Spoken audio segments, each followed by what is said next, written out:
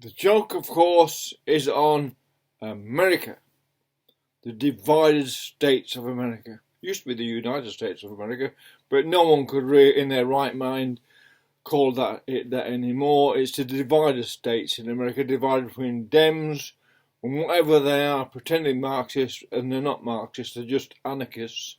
Nothing to do with Marxism, otherwise they'd have all those people off the street working, because in real Marxism, everyone had a job and did something, like in the fields or working in the factories or the mines or something.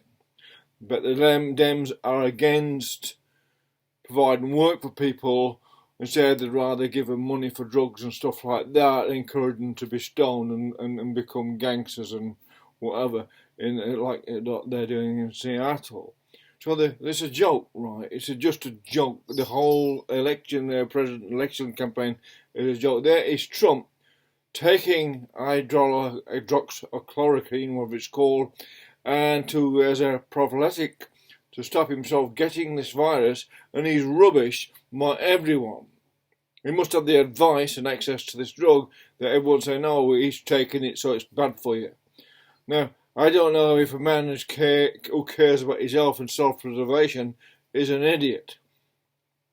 Or those attacking him, maybe they're the idiots. And Joe Biden has just proven beyond a doubt he really is a racist, because he hasn't chosen, as we noticed, a black African American. He's chosen an Indian, and the Indians are the wealthiest part of American society, and prove beyond any shadow of doubt, colour has nothing to do with capacity to get on in life and be whatever you want, because Indians prove all over the world, bit of hard work, endeavour and education, dedicate yourself to your family and all that, and have a sort of religion, which is theirs is Hindu or whatever it is, or even Islamic part of it, and they will get on and create a family wealth, which is based on their moral standards within that family.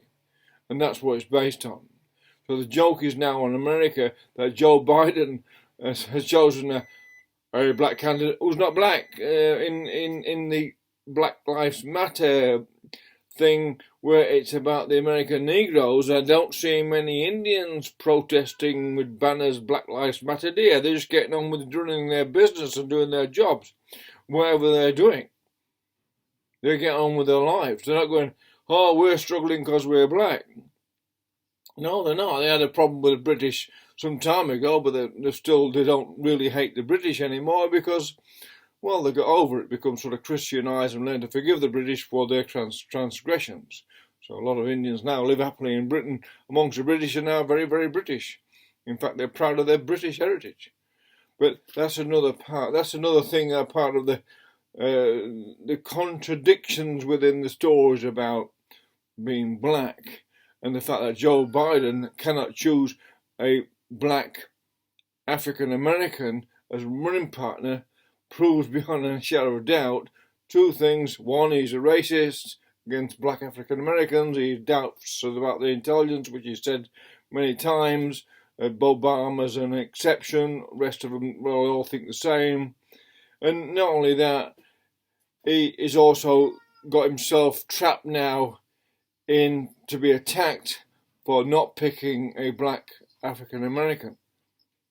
And also is saying at the same time, a demonstration to the world, that even if you're black, you can be successful.